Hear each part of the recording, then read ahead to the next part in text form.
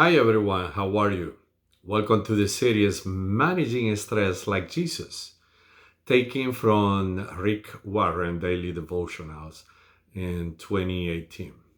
As the time drew near for his return to heaven, he moved steadily onward toward Jerusalem with an iron will.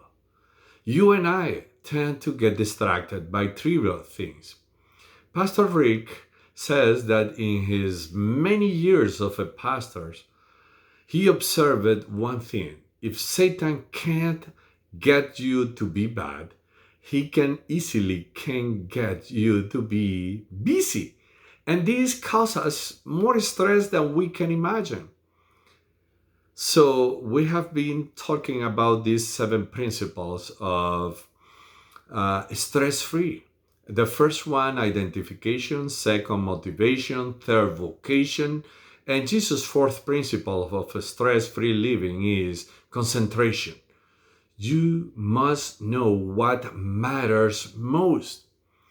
Jesus was a master of concentration.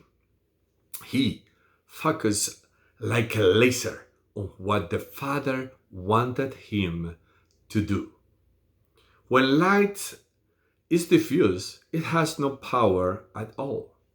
We can take as an example the sunlight. The sunlight by itself, it won't burn the grass. But if you take a magnifying glass, what is going to happen? You're going to burn that grass. And even more, it becomes a laser. A laser can cut through steel and kill cancer. If you want your life to matter, focus it. Jesus showed us this in Luke 9:51 as the time drew near for his return to heaven. He moved steadily onward toward Jerusalem with an iron will. Jesus knew that was where God wanted him. Jerusalem was where the cross was, and nothing will keep him from it. Not even Peter with his logical and sincere advice.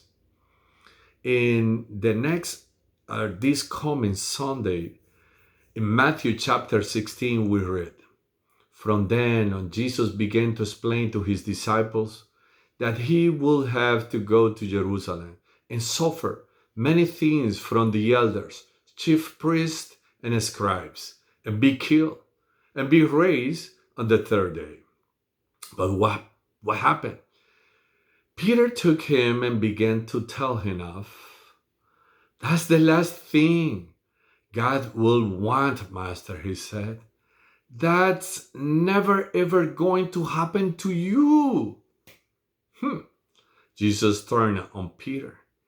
"Get behind me, Satan," he said. "You are trying to trip me up. You are not looking at things like God does. You are looking at things like a mere mortal." Jesus never implies that Peter was demon possessed, neither called him that he was the devil or Satan. The word Satan in Hebrew means opposition.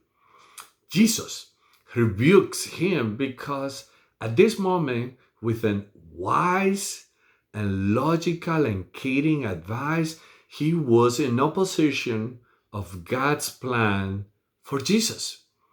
You have enormous spiritual power that will only be unlocked if you decide what is most important to you.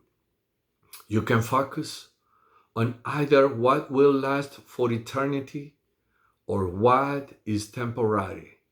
It's your call. You're free to do anything, but not everything will be helpful. If you don't concentrate your life on what matters most, you will stress yourself out over what matters least. God bless you.